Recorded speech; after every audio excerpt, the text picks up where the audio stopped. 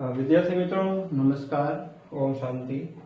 હવે નિવસન તંત્રમાં આપણે છેલ્લા લેક્ચરમાં કાર્બન ચક્ર અને ફોસ્ફરસ ચક્ર છે એવા ચક્રની આપણે વાત કરી દીધી, બરાબર. તો હવે પેલા કાર્બન ચક્ર અને ફોસ્ફરસ ચક્ર વચ્ચેનો તફાવત જોઈ લઈએ, બરાબર.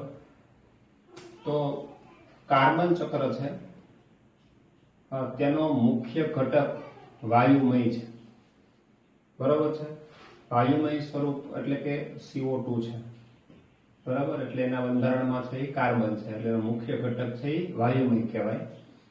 ફોસ્ફરસ ચક્ર છે તેનો મુખ્ય ઘટક વાયુમય નથી, કારણ કે ફોસ્ફરસ છે એ તત્વ છે અને ફોસ્ફરસ ચક્ર છે એને અવસાદી ચક્ર કહેવામાં આવે છે અને કાર્બન ચક્ર છે એ વાયુમય સ્વરૂપનું ચક્ર કહેવામાં આવે છે.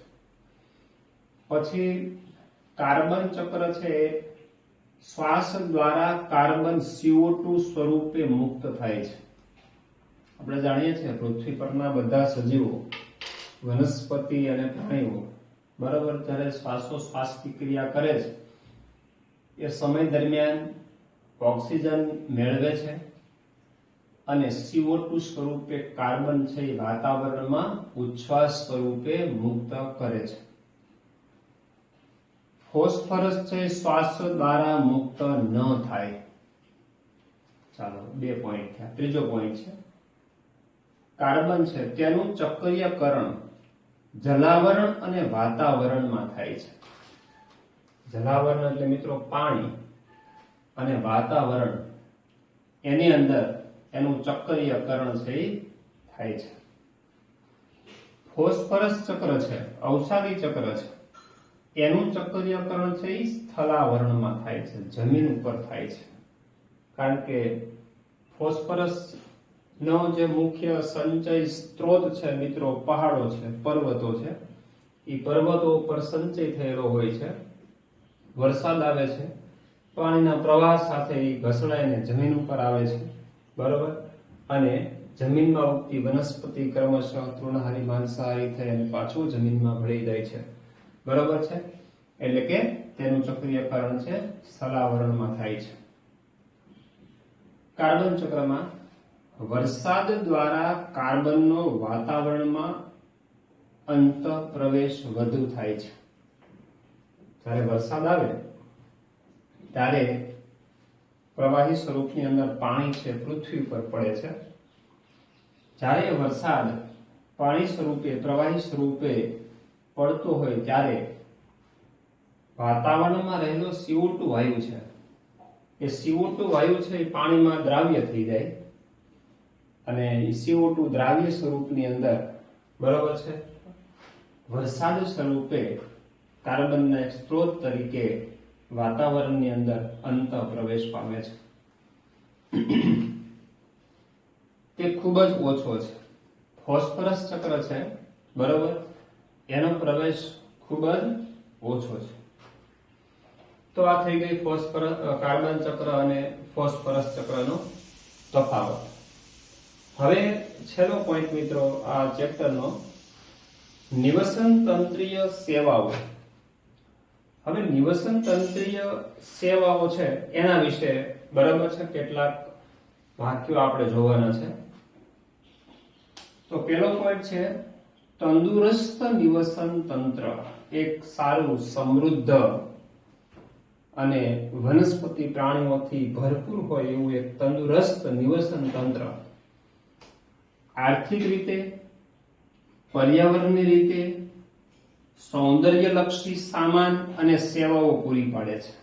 તો આનો મતલબ શું? એક તંદુરસ્ત નિવસન તંત્ર છે જે સમાજની અંદર, બરાબર. આર્થિક રીતે, ચાલો હવે કોઈ દાખલા તરીકે જંગલ એક નિવસન તંત્ર છે, તો જંગલની અંદર મોટા વૃક્ષો હોય છે. આ મોટા વૃક્ષો છે ઈમારતી લાકડું આપે છે. આ લાકડું છે ખૂબ જ કિંમતી છે અને વેચીને એનો ધંધો કરવામાં આવે છે અને એમાંથી પુષ્કળ માત્રામાં પૈસા કમાવામાં આવે છે. તો એ આર્થિક રીતે ઉપયોગી કહેવાય છે. બીજી કેટલી વન્ય પેદાશો, બરાબર છે, એ પણ ઉત્પાદન તરીકે પ્રાપ્ત થાય છે અને આર્થિક રીતે ઉપયોગી છે. પર્યાવરણીય વનસ્પતિ છે જાણો છો મિત્રો, પ્રકાશ સંશ્લેષણની ક્રિયા દરમિયાન CO2 નું સ્થાપન કરી અને વાતાવરણની અંદર ઓક્સિજન છે પાછો ઠાલવે છે. તો વાતાવરણની અંદર CO2 જ્યારે ખૂબ જ વધી જાય છે, બરાબર છે, તો વધુ માત્રામાં CO2 છે વાતાવરણની અંદર કેટલાય સ્ત્રોતો CO2 ને ઠાલવે છે. આપણે જોઈ ગયા કાર્બન ચક્રની અંદર, બરાબર, વાહનોના ધુમાડા હોય, પછી પ્રાણીઓના ઉચ્છ્વાસ હોય, ખનિજ તેલ, પેટ્રોલિયમ વગેરેના ધુમાડા છે, આ બધા સ્ત્રોતો છે CO2 ને વાતાવરણની અંદર ઠાલવે છે, એટલે વાતાવરણને દૂષિત કરે છે. પરંતુ કુદરતની અંદર પ્રકાશ સંશ્લેષણ એવી પ્રક્રિયા છે જે વાતાવરણના CO2 ને શોષણ કરે છે, CO2 ને કંટ્રોલમાં કરતી ક્રિયા છે. અને આ ક્રિયા સાથે મિત્રો જાણો છો વનસ્પતિ સંકળાયેલી છે. એટલે પર્યાવરણના શુદ્ધિકરણ માટે, CO2 ને મેન્ટેન રાખવા માટે, એનું પ્રમાણ જાળવવા માટેનો રોલ છે એ વૃક્ષો ભજવે છે, વનસ્પતિ ભજવે છે. એટલે પર્યાવરણ છે એનું પણ એક જાળવણી, બરાબર, એ નિવસન તંત્રનું જ કાર્ય છે. પછી સૌંદર્યલક્ષી સામાન અને સેવાઓ પૂરી પાડે છે. સૌંદર્યલક્ષી કેટલી સામગ્રીઓ વનસ્પતિજન્ય મિત્રો, દાખલા તરીકે પુષ્પ છે તો એ સુશોભન માટે, ડેકોરેશન માટે, ધાર્મિક વિધિના પૂજન માટે પણ કેટલોક આપણે ઉપયોગ કરીએ છીએ. એ બધી વનસ્પતિજન્ય પેદાશો છે, પુષ્પ છે, ફળ છે, બીજ છે, આ છે, બરાબર. તો એ સૌંદર્યલક્ષી સામાનની સેવાઓ પૂરી પાડે છે. એટલે તંદુરસ્ત નિવસન તંત્ર હોય, આર્થિક રીતે, પર્યાવરણની રીતે જોવા જઈએ અથવા સૌંદર્યલક્ષી સામાનની દ્રષ્ટિએ જોવા જઈએ તો આવી અનેકવિધ સેવાઓ છે નિવસન તંત્ર છે આપણને પૂરું પાડે છે. નિવસન તંત્રની પ્રક્રિયાથી પ્રાપ્ત થતી નિપજોને નિવસન તંત્રીય સેવાઓ કહેવાય છે. હવે નિવસન તંત્રની સેવા એટલે શું મિત્રો? તો કે નિવસન તંત્ર દ્વારા એની પ્રક્રિયાથી પ્રાપ્ત થતી નિપજોને નિવસન તંત્રીય સેવા કહેવાય. તો આપણને નિવસન તંત્રમાંથી પ્રાપ્ત થતી નિપજો, હવે મિત્રો અઢળક નિપજો છે. વૃક્ષો, હમણાં જ કીધું આપણે, વૃક્ષો છે ઇમારતી લાકડું આપે છે, ગુંદર આપે, લાખ આપે, પુષ્પો આપે, ફળ આપે, બીજ આપે. એના વનસ્પતિ છે એના અન્ય ભાગો, પર્ણો છે કેટલાકના એ ઔષધિ તરીકે વપરાય છે, મૂળ ઔષધ તરીકે વપરાય, પ્રકાંડ ઔષધ તરીકે વપરાય છે, બરાબર. તો આવી અનેકવિધ સામગ્રીઓ છે એ આપણને કોણ પૂરું પાડે છે? વનસ્પતિઓમાંના નિવસન તંત્ર. તો જંગલની કુલ જે પેદાશો છે, બરાબર, એ બધી જ નિવસન તંત્રની સેવાઓ છે, નિવસન તંત્રમાંથી પ્રાપ્ત થતી નિપજો ગણવામાં આવે છે, બરાબર, જે નિવસન તંત્રની સેવાઓ કહેવામાં આવે છે. હવે મિત્રો એક ઉદાહરણ આપણે લઈએ કે ભાઈ તંદુરસ્ત જંગલ નિવસન તંત્ર છે. એક જંગલ છે, બરાબર છે, જંગલની અંદર પ્રભાવી વનસ્પતિઓ છે, મોટા વૃક્ષો હોય છે. તો આવું એક તંદુરસ્ત વૃક્ષો સભર જંગલ છે, એ નિવસન તંત્ર છે, કઈ રીતે ઉપયોગી છે? તો કે હવા તથા પાણીને શુદ્ધ કરે છે. મિત્રો જંગલ જાણો છો, હમણાં જ વાત કરી આપણે કે ભાઈ પર્યાવરણને શુદ્ધ કરવાનું કાર્ય સાથે વનસ્પતિ સંકળાયેલી છે, કારણ કે CO2 છે એને શોષી લે છે, પ્રકાશ સંશ્લેષણમાં કાર્બનનું સ્થાપન કરી દે છે, બરાબર છે. એટલે હવા છે ચોખ્ખી કરે છે અને પાણીને પણ શુદ્ધ કરે છે. મિત્રો જમીનની અંદર મૂળ તંત્ર છે, બરાબર છે, તો એના દ્વારા જમીનની અંદર જે પાણી ગળણ થઈને જાય છે તો એ શુદ્ધ થઈ જાય છે, એટલે પાણીનું શુદ્ધિકરણ સાથે પણ સંકળાયેલ છે. જમીનને ફળદ્રુપ બનાવે છે. જંગલ હોય, બરાબર છે, એના મૂળ તંત્ર સાથે જમીન જકડાયેલી રહે છે, એવી જમીનનું ધોવાણ છે ઓછું થાય છે, માટીનું પડ સ્તર જે છે એમને પડ્યું રહે છે, વત્તા જંગલી જે કચરો ઉત્પન્ન થાય છે, વનસ્પતિ જન્ય કચરો જે ઉત્પન્ન થાય છે, જમીન ઉપર કોહવાટ થઈને સડી જાય અને સેન્દ્રિય પદાર્થમાં રૂપાંતર થઈને આખરે જમીનની બંધારણની જાળવણી કરે છે, એટલે કે જમીન છે ને ફળદ્રુપ બનાવે છે. વન્ય જીવોને વસવાટ પૂરો પાડે છે. જાણો છો મિત્રો, વન્ય જીવો માટેનું કોઈ આદર્શ સ્થાન હોય તો એ ગાઢ જંગલો છે, બરાબર. એ પણ નેક્સ્ટ છે જૈવ વિવિધતાને જાળવે છે, કારણ કે જંગલ છે મિત્રો કેટલી વનસ્પતિ અને પ્રાણીઓની જાતો છે એ જંગલની અંદર વસવાટ કરતી હોય છે. અને કુદરતના સાનિધ્યની અંદર આ બધી વનસ્પતિની પ્રાણીઓની જાતિઓ છે એ વિકાસ પામતી હોય છે, વૃદ્ધિ પામતી હોય છે, અને એની જાળવણી પણ કુદરતી રીતે જ થતી હોય છે. પછી નેક્સ્ટ પોઈન્ટ છે વિવિધ પાકોમાં પરાગનયનમાં મદદ કરવી. તો વિવિધ પાક હોય, જાણો છો કે પરાગનયનની ક્રિયામાં બરોબર છે વનસ્પતિ દ્વારા મદદ થતી હોય છે. નેક્સ્ટ પોઈન્ટ છે કાર્બન માટેનું સંચય સ્થાન પૂરું પાડવું. બરોબર, જમીનની અંદર કાર્બન છે એ સંચય પામે છે, તો કાર્બન માટેનું સંચય સ્થાન પૂરું પાડવું. નેક્સ્ટ પોઈન્ટ છે સૌંદર્યલક્ષી, સાંસ્કૃતિક તથા આધ્યાત્મિક મૂલ્યો પૂરા પાડવા. સૌંદર્યલક્ષી સુશોભન માટે વનસ્પતિઓ છે કેટલી ઉપયોગી છે એ પણ જંગલની અંદર જાળવણી થાય છે. સુશોભન માટે, ડેકોરેશન માટે આપણે સામાન્ય રીતે સંસ્કૃતિની અંદર જે પુષ્પનું મહત્વ છે, પુષ્પ પણ વનસ્પતિઓ એટલે કે જંગલો જ પૂરા પાડે છે, તો એ એનું સાંસ્કૃતિક મહત્વ છે. બરાબર, આધ્યાત્મિક લેવલે, ધાર્મિક લેવલે પણ વનસ્પતિ છે એ કેટલું મૂલ્ય પૂરું પાડે છે, કારણ કે ભારતીય સંસ્કૃતિ મુજબ કેટલી વનસ્પતિઓ છે બરાબર આયુર્વેદ શાસ્ત્રની અંદર પૂજનીય ગણવામાં આવે છે, ધાર્મિક વિધિની દ્રષ્ટિએ પવિત્ર ગણવામાં આવે છે. આવી કેટલી વનસ્પતિઓની જાળવણી આવા તંદુરસ્ત જંગલ નિવસન તંત્રની અંદર થાય છે. એટલે એમ કહેવાય કે સૌંદર્યલક્ષી, સાંસ્કૃતિક અને આધ્યાત્મિક મૂલ્યો પણ આજે જંગલ એટલે એક નિવસન તંત્ર પૂરા પાડે છે. પછી નેક્સ્ટ પોઈન્ટ છે રોબર્ટ કોન્સ્ટાન્ઝા. મિત્રો વૈજ્ઞાનિકનું નામ છે. તો રોબર્ટ કોન્સ્ટાન્ઝા અને તેના સાથીદારોએ હાલમાં પ્રાકૃતિક જીવન સમર્થક સેવાઓની ઊંચી કિંમત આંકવા પ્રયત્ન કર્યો. મિત્રો પ્રાકૃતિક મૂલ્યની જે નિપજ છે બરાબર છે, જીવન સમર્થક સેવાઓની ઊંચી કિંમત આંકવાનો પ્રયત્ન સૌપ્રથમ કોણે કરેલો? રોબર્ટ કોન્સ્ટાન્ઝાએ. મિત્રો નીટની અંદર આ સવાલ પૂછાઈ ગયેલો.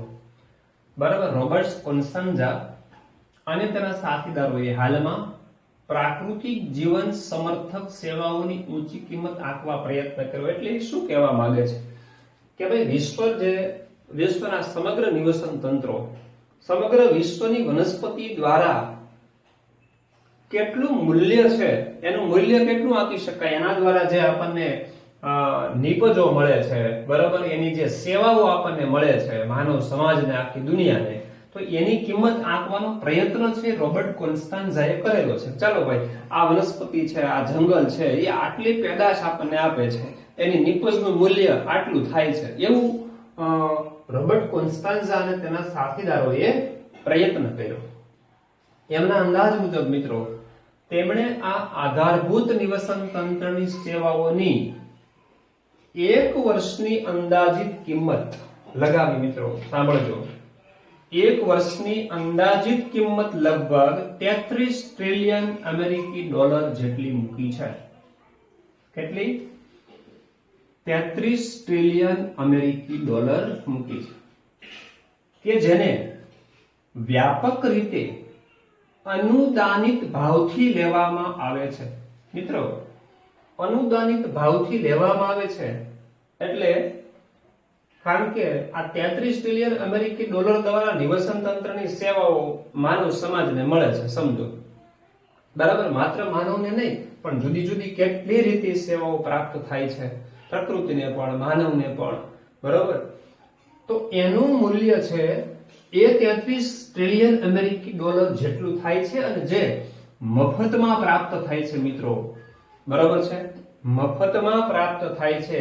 એક સેવાકીય હેતુથી પ્રકૃતિ છે એ રક્ષણ કરે છે, એટલા માટે એને અનુદાનિત ભાવથી લેવામાં આવે છે. કારણ કે તે લખ્યું છે, કારણ કે તે મફતમાં મળે છે. વનસ્પતિ આપણને ઓક્સિજન આપે છે, આપણે એ ઓક્સિજનને સ્વીકારીએ છીએ બરાબર, તો એના બદલામાં આપણે કઈ વનસ્પતિને બરાબર કે કોઈ નિવસન તંત્રને કોઈ મૂલ્ય આપણે ચૂકવીએ છીએ ખરા? નહીં. કે ભાઈ ચાલો આટલા રૂપિયાનો ઓક્સિજન 1 વર્ષે આપણે જરૂર પડે છે, એવું ક્યારે મૂલ્ય આપણે આપ્યું છે ખરું? તો કે નહીં. બરાબર, કારણ કે આ બધી સેવાઓ છે પ્રકૃતિની મફતમાં મળે છે, એટલે એને અનુદાનિત ભાવથી લેવામાં આવે છે પ્રકૃતિની નિપજને. બરાબર, અને એ મૂલ્ય ગણીએ તો વાર્ષિક 33 ટ્રિલિયન અમેરિકી ડોલર જેટલું થાય છે. હવે આ મૂલ્ય એ વૈશ્વિક કુલ રાષ્ટ્રીય ઉત્પાદન જેને ગ્રોસ નેશનલ પ્રોડક્ટ કહેવામાં આવે છે, GNP, gross national product, GNP ની કિંમત કેટલી છે? 18 ટ્રિલિયન અમેરિકી ડોલર, બરાબર, કરતા લગભગ 2 ગણી છે. હા, તો મિત્રો નિવસન તંત્રીય સેવાઓ વાર્ષિક કેટલી થઈ? 33 ટ્રિલિયન અમેરિકી ડોલર. કેટલી અંદાજ મૂક્યો? અને જીએનપી એટલે કે વૈશ્વિક કુલ રાષ્ટ્રીય ઉત્પાદનની વેલ્યુ કેટલી છે? તો કે 18 ટ્રિલિયન અમેરિકી ડોલર જેટલી. હા, તો મોસ્ટ ઓફ આના કરતા આ વેલ્યુ છે અડધી છે, મતલબ કે આના કરતા જીએનપી કરતા નિવસન તંત્રની સેવાનું મૂલ્ય લગભગ 2 ગણું છે. બરાબર છે? ચાલો, વિવિધ નિવસન તંત્રની સેવાઓની કુલ કિંમતમાંથી 50% તો ફક્ત ભૂમિ સંરચનામાં પૂર અટકાવવા અને દુષ્કાળને ઓછો કરવા માટે વપરાય છે. મિત્રો, જે કિંમત આંકવામાં આવે છે, સમજો ધ્યાનથી. આપણે જે કુલ કિંમત આંકી, મતલબ કે વૈજ્ઞાનિકોએ જે અંદાજ મૂક્યો છે, તો આ નિવસન તંત્રી સેવાઓની જે કુલ કિંમત છે એમાંથી 50% તો કયા અર્થની અંદર? તો કે ભૂમિ સંરચનામાં, ભૂમિના બંધારણમાં, પૂરને અટકાવવામાં. મિત્રો, જંગલ, વનસ્પતિ, વૃક્ષો પૂરને અટકાવે છે, અને દુષ્કાળને ઓછો કરવામાં, કારણ કે નિવસન તંત્ર વૃક્ષો છે વરસાદ લાવવામાં પણ મદદરૂપ થાય છે. બરાબર છે? એટલે દુષ્કાળ ઓછો કરવા માટે વપરાય છે. પછી 10% સેવાકીય મૂલ્ય છે મનોરંજન માટે, 10% છે પોષક ચક્રણ માટે, એટલે પોષક દ્રવ્યોના ચક્રણ માટે, આબોહવાના નિયમન માટે 6%, અન્ય વન્ય જીવોના વસવાટ માટે 6% મૂલ્ય આંકી શકાય છે. તો આ ટકાવારીની અંદર મિત્રો આંકડાકીય માહિતી બધી છે. બરાબર છે? તો